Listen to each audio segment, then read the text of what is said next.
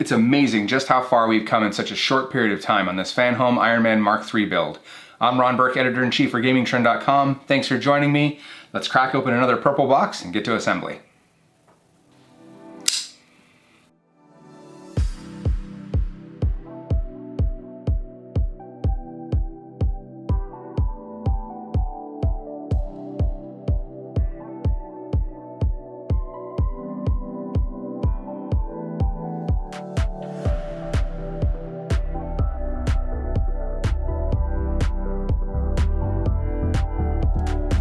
I've gone ahead and unpacked the usual array of parts. We always get 4 in each box, as well as 4 comics, but this one is a little bit different. As you saw there, we got our shirt. So, one Tony Stark arc reactor in the chest, just in my size. I'm gonna put that aside so we can get to building. First I'm gonna show it to the top camera so you can get a really good look at it. It is a very solid material. It's the kind of material you'd expect if you were to buy like the premium shirt from someplace like ThinkGeek or maybe T-Fury, but it doesn't feel so thick that I can't wear it during the summer. So, good stuff. Before we get started, I want to make a quick announcement. Because we are getting these on the regular now, I want to start doing assembly videos every other Thursday. Why Thursday? Because that's Thor's Day, and that's exactly the kind of thing that Tony would get into. So if you have missed any of the ones that have come before this, you can find those on our channel, and then you can expect to see new ones every other Thursday. So let's get started. Speaking of Thor, it's only right that we start with episode number 27, which covers the Thor Buster armor. But before we get to that, last we knew, Tony was dead. So naturally, Tony's back alive, coming back from the realm of the dead. He decides that he wants to figure out who he is as Iron Man. Does he continue to be the philanthropic playboy, or does he try to better the world? And as such, form something called Stark Solutions. So Stark Solutions, despite the ominous sounding name, really is just about if you've got a problem, let Tony Stark solve it, and whatever technology he comes up with will be donated to charity. So he does exactly that, but just like him, who can't stay dead, his problems can't stay dead either. And even when announcing the formation of Stark Solutions, his enemies come home to roost during the press conference, announcing that it will be handled over his dead body. So naturally, Tony has to go up against some old familiar faces, and also in the process reunites with some old flames, such as Rumiko Fujikawa. Fujikawa Industries, as you might remember, was the company that took over when Tony Stark died, and created basically this conglomerate of Tony's companies based in Japan. So that whole romance angle with Rumiko, obviously this is Tony Stark, nothing ever turns out well for him. Despite his always happy demeanor, things are usually not going well. So that's kind of aimed at disaster as well. We're gonna continue building with the left hand. That's these parts right here. We're missing, this left hand on this front part here, so, I mean, you could have guessed where this was going. So we'll go ahead and get through that part, thus completing both left and right arms, and then we're going to talk about Tony Stark, the politician. Now, we've obviously assembled this hand already, so this is going to be exactly the same thing. This is going to be in 2 parts, assembling this part of the left hand and then this part of the left hand and getting the battery in. So this is certainly not a new portion of the assembly. We've done this before, probably exceedingly good at it at this point. Now that I've said that, I'm totally gonna screw it up.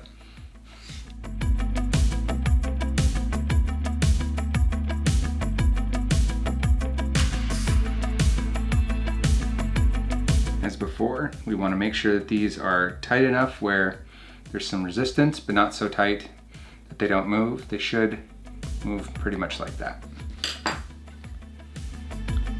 All right, and then the last part of the finger, you want that flat part to be on top. You can see daylight again, so that particular one is the shorter DP screw.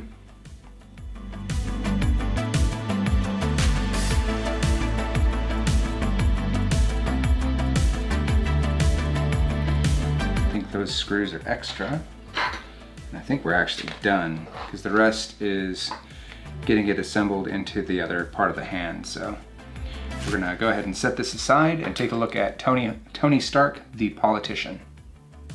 Tony's had the opportunity to work with the US government quite a bit. Obviously, he's made a lot of weapons over time with Stark Industries before he became Iron Man, so he was pretty much America's greatest weapon. As Tony has, let's say, matured and evolved, obviously he did not want to provide weapons to the military anymore, and we see some of that play out in the first Iron Man movie, and with a very familiar face, Senator Byrd. So this is kind of Tony's first brush with Washington, stepping up in front of the Senate and basically saying, I'm not going to provide you with weapons, and moreover, I'm not going to turn over my Iron Man outfits. You're not going to get control of my company. So Tony made a compromise and began to work on S.H.I.E.L.D. and created helicarriers and various weapons that would be used kind of for the greater good. But as has often been the case, those things ended up outside of his control, and Tony ended up discovering that subcontractors were selling those weapons to third parties, and ended up having to get involved once again. And that led to his first and only political appointment as Secretary of Defense. So Tony wanted to reshape the way that the United States government engages with its, let's call them what they are, enemies, and the way that they would use weapons in the field.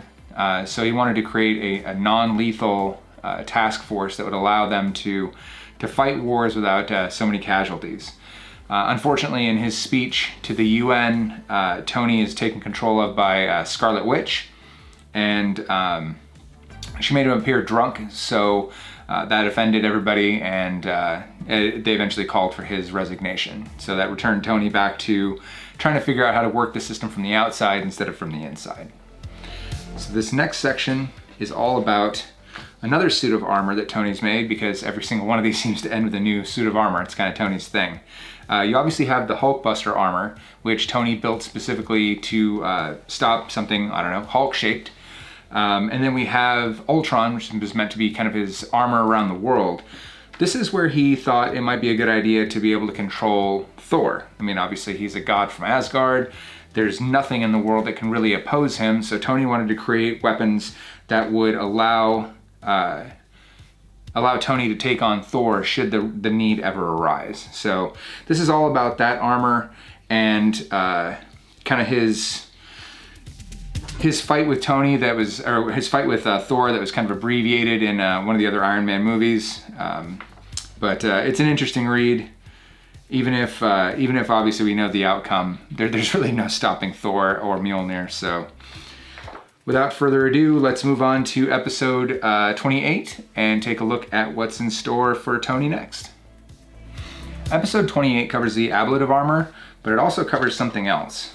So in 1998, we have our first real retcon of Tony's origin story.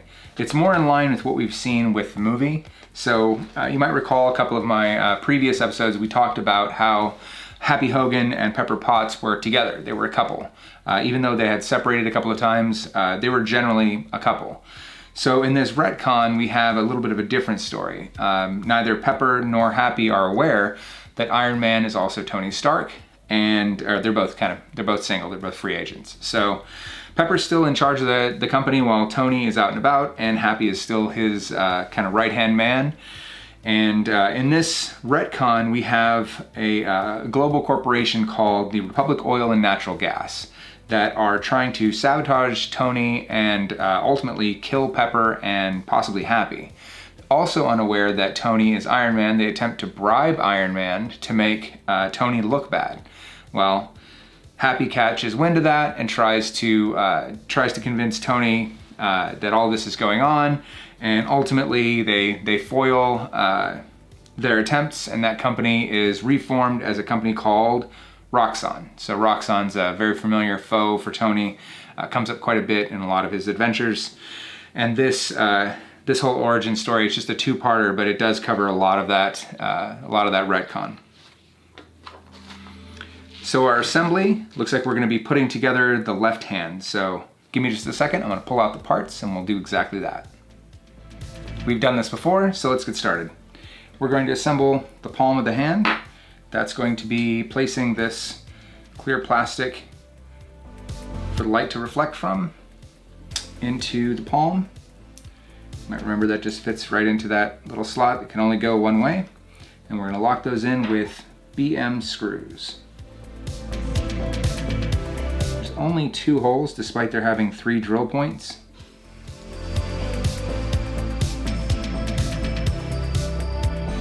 This next bit, I seem to remember being kind of fiddly. So this is the battery box and LED assembly. This has the little button on it that you can push to make the repulsor light up. So let's see. We're going to place this little box inside this hole where the button is exposed to the outside and can be actuated. So if I recall correctly, it goes a little something like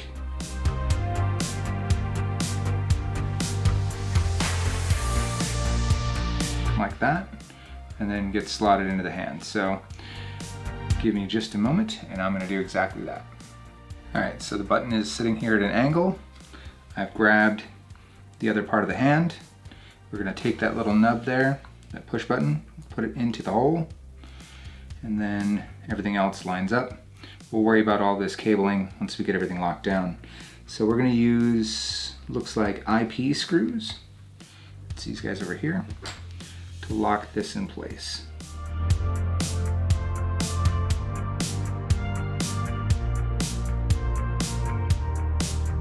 So now we've got our first real production issue. So this looks great, but this cover that goes on, you remember from before, it had a little silver disc here. That little silver disc is what makes contact with the battery. So when you put it on top, like so, it makes contact and you can turn it on. Well, unfortunately, the little disc on mine seems to have come off. I checked the box, but it's not in there. I'm sorry, so that's actually not the case. So this little button here is for the magnets on the bottom here, so this will stick, like so. But again, without something metal to stick to, that's not gonna work.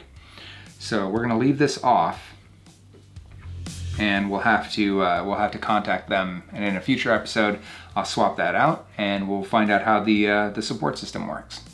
So let's go ahead and power this up, make sure that the wiring works correctly, and then that will do it for the hand.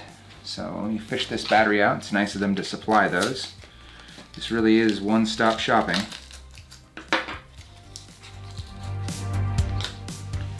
And I seem to recall, let's see, which way did this go?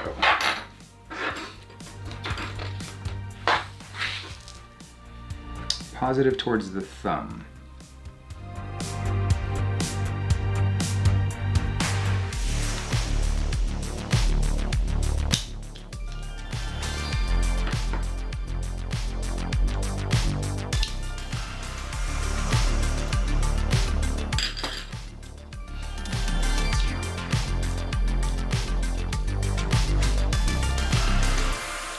And there we go. One working repulsor, just like that. So that will close out the hand part. Now we've just got to get it onto the wrist. So we've got the hand. We didn't attach this part, remember? So we don't need to do that. It's garbage. So this is just literally pressing with some force to get this hand onto this joint. There we go. We'll check movement.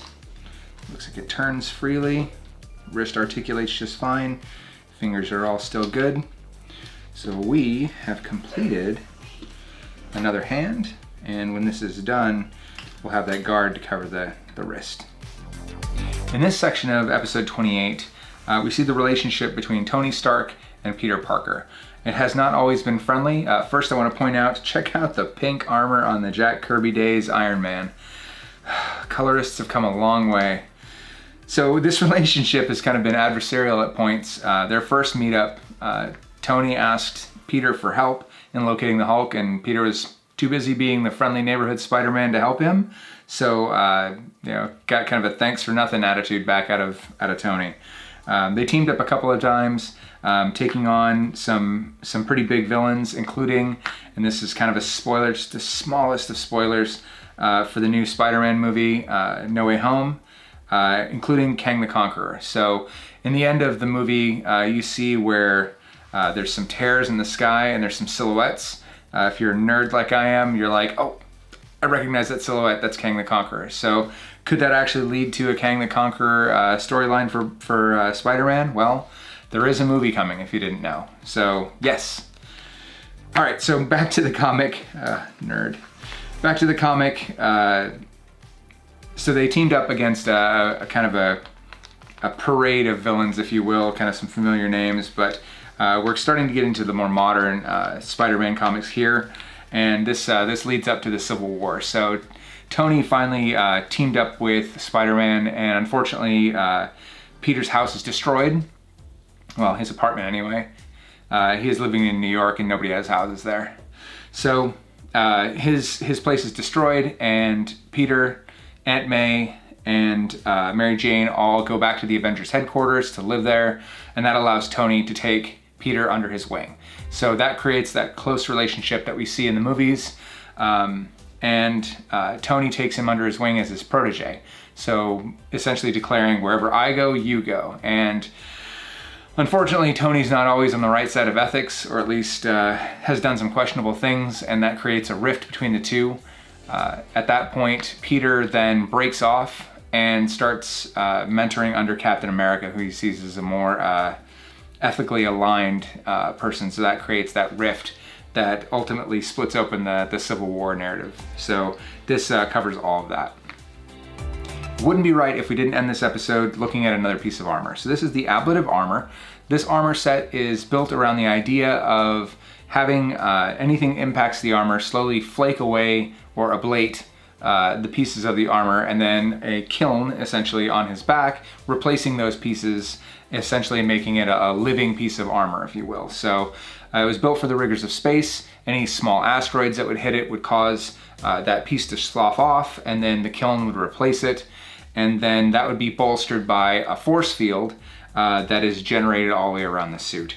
As silly as it is, this piece of armor was infected by an alien that had, I'm not joking, had infected the armor by coming into the thermostat of a hotel room that he was staying at in Vegas. So even for something as cool as the Ablative armor, you still gotta have the silliness of alien thermostat invasions. So let's close the book on this one, and we will check out episode number 29. Episode 29 covers Iron Man's Iron Secretary armor, but it also covers the seeds of Civil War. So we've had a lot of this kind of building up over these comics as we've gone through them, but this really covers what kicked everything off. Iron Man and Captain America have always had a very close relationship. They haven't always seen eye to eye though. And during a fight between Captain America and AIM, now you might remember AIM and MODOK were the primary antagonists in Eidos Montreal's game The Avengers. But during that conflict, it goes in a completely different direction in the game. Tony manages to get a hold of some incredible power of MODOK's that allows him to tap into every mind on the planet. And he takes advantage of that to erase from everyone, including the rest of the Avengers, the knowledge that Tony Stark is Iron Man. He figures he would reveal that only to his closest friends, and it would hopefully alleviate some of the problems that he's had. That was the seeds of really the conflict between Iron Man and Captain America, because neither one of them are willing to see the other's side. Tony sees this as a way of taking control of his life, and Captain America sees it as a huge ethical breach and a violation of privacy. So that's the start of what would ultimately become the Civil War.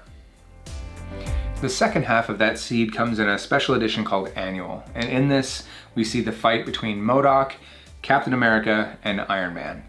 So their fight has taken them to a small Caribbean island where a place called Zenith City. Its inhabitants were once weak and kind of mentally frail, and they have discovered a way to get psychic powers that allows them to become physically and mentally perfect. MODOK, which you might remember stands for Mobile Organism Designed Only for Killing. There we go. MODOK intends to use that psychic power to wipe out all of humanity. So the moral quandary comes from the fact that the people of Zenith City would rather be dead than lose this psychic power. So do you go with Tony and figure out a way to let those people live and let live and just stop MODOK?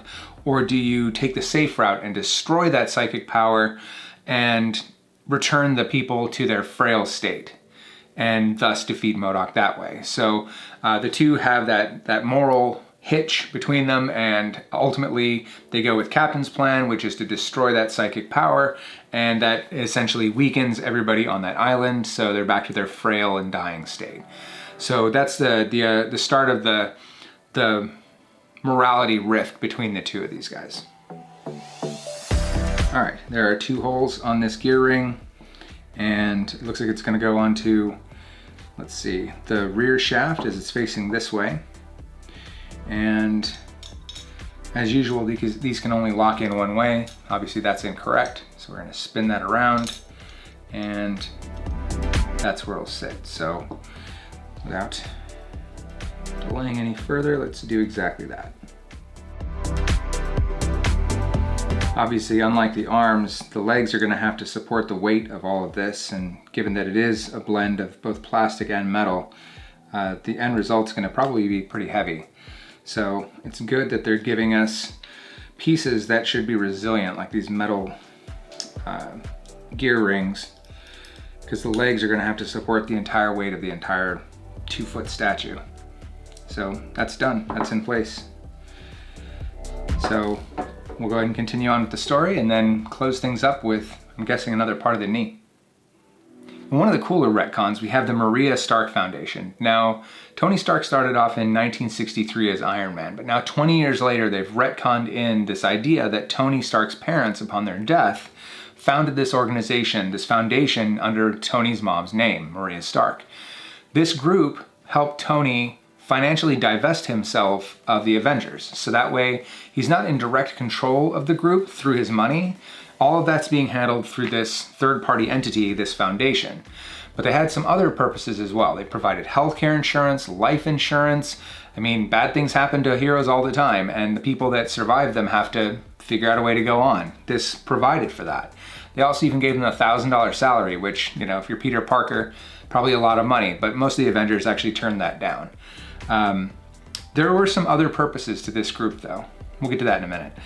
In this sidebar, which is pretty cool, you have the entire Avengers charter. So it's everything that they're responsible for. All 4 articles of the Avengers charter are listed here, so you can read those. We never really got to see that in any of the movies. This is really kind of the backbone that Nick Fury wrote before the Avengers were formed. So make sure to check that out. The true purpose of the Maria Stark Foundation is really to act as a stabilizing rod for the chaos of Tony's life, as well as the Avengers' life. So on numerous occasions, the Avengers have been in trouble, have caused enough havoc where public opinion had turned, or Tony had upended his life for the millionth time. And this foundation would provide stability, especially to his philanthropic efforts. So if Tony wanted to build a school or wanted to give low-income housing to people, this organization, this arm, would be funded by Tony's work, but would remain independent. And ultimately, did you know that Tony Stark had a brother? You do now. That's covered in here as well. That organization ultimately would be helmed by Arno Stark. So if you want some more background on kind of the philanthropic arm of Tony's adventures, that's this one. Next up, we'll take a look at the Iron Secretary. So I mentioned that Tony had taken one foray into politics, and that was as SecDef. He did that under the George W. Bush administration. And part of that was becoming both his Iron Man suit and also the suit that he needs to wear to be a professional in an environment where the Secretary of Defense is needed. So this Iron Secretary armor would allow him to do that. He could wear an expensive suit underneath this suit of armor, but it also had many more protective layers. It was meant to be not only a weapon, but also symbolic of the things that Tony had to do as this incredibly important position for America. So this is the first time that we see Tony start to think about people other than himself. This armor could project a force field around it that could include other people. So it didn't just have pinpoint armor kind of stuff that he could move around. This would allow him to protect people that were on his team. It also allowed him to expand on his weapons and make them more effective using parts of the Extremis armor and the Tin Man armor that we've talked about previously. So this is probably his most enduring armor in the Iron Man comics, the modern ones anyway. It has his signature visage, it has this visage, and as well as the signature paint job, and it certainly is going to look most like the Mark III, other than the Mark III, of course. So let's go ahead and close this one up, and then we'll move on to episode 30, which is focused on the movies. Episode 30 focuses on the movie, and more specifically, it focuses on the Avengers. So the Avengers is really the first opportunity for the team to fully assemble. This is the Avengers team against an impossible threat. We have Captain America return from the ice. We finally see Romanov as part of the team. We have Tony kind of coming into his own, the start of S.H.I.E.L.D., helicarriers. This is the big enchilada. So everybody coming together to fight the power of the Tesseract. Finally getting the Hulk on the team. Hawkeye is also present for some reason. But we also have Thor. This is really the start of something much bigger, with threats that are much bigger. If you haven't seen those movies, and I can't imagine there's a person on the planet who hasn't, I'm kind of surprised you're watching this video. But I won't rehash the Avengers. The next thing that we're going to build is that left knee joint. So let's pull out the parts and do exactly that. Before we start, I always pull the stuff out of the packages so you don't listen to me crinkling a bunch, right? There is a small piece of tape that you can see here. Now I thought this was just holding that piece from falling out, but don't lose this. You're gonna need this for part of the assembly. Now that we've dug that piece out, we're gonna take this knee joint assembly and this ring for the knee mechanism. And we're gonna match the gears up like so. And then we're going to simply place this spring on top.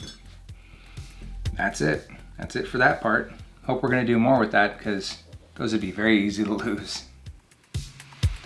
Next, it looks like we're gonna take this adhesive tape, super tiny, but there is a small break in the center. So if you fold it carefully, you can peel off the edges of the double-sided tape with your thumbnail, or if you've got a craft knife or something like that, you can easily do it that way as well.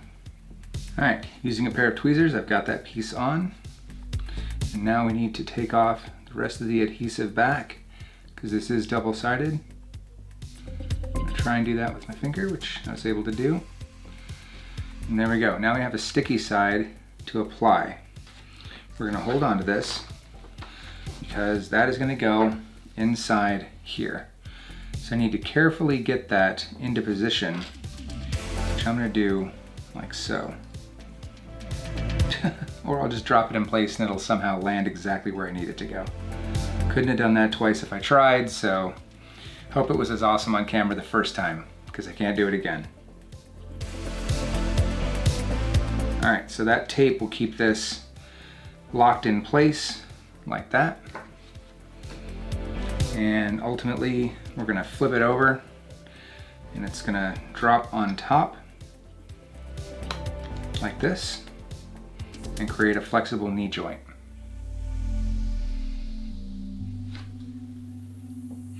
Now we don't have the pieces that are gonna lock that in place, so we're just gonna have to set this aside in this disassembled state like this, because ultimately that's probably gonna go onto a second piece before it gets all screwed in.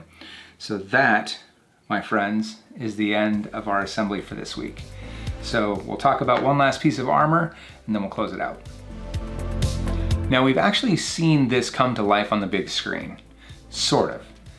If Marvel and Sony had gotten along a little bit sooner, we might have seen this crossover in Days of Future Past, because it's really what we're talking about.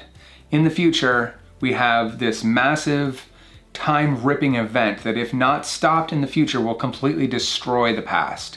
So Tony and the team tackle this timeline crisis by going to the future, and they immediately run into Maestro. Maestro is a futuristic, super smart version of the Hulk, and they actually run into another version of Iron Man, because of course. And what they realize is that Kang the Conqueror is assembling this group of supervillains that will be impossible to beat on their own. So that's Galactus, that's Apocalypse. Again, there's the crossover we could have had, right? And what Tony realizes is that he needs Ultron to make the ultimate sacrifice and allow Kang to win for all of them to win. So it basically takes the teeth out of the victory for Kang. So Ultron, recognizing that Tony is truly a superior intellect and he must have thought this through, he ultimately says, you know, I don't want to live, well, I don't want this metal body to live in the world where a Holocaust has wiped out all of humanity, so he allows it to happen, and consequently Kang decides to stop his assault because he realizes that he is basically creating the inevitability that will ultimately destroy him. So it's a convoluted story about the future, as all the time travel ones are, but it's actually a really good set. So if you haven't checked that one out, I highly encourage it. So that will close out this particular episode, and that's all 4 of our pieces put together. I'm excited to finally start putting together the knee and the legs. It's going to be really fun to finish this one out. Like I said, we're going to be coming together every Thursday, every other Thursday. So look for the next episode of this in 2 weeks. And I just want to thank you again for joining me on this. It's a super geeky thing that I get to do, and I'm just jazzed to do it every time. So I've been Ron Burke, Editor-in-Chief for GamingTrend.com, saying stay safe, and we'll see you again, I don't know, next Thursday. Bye now.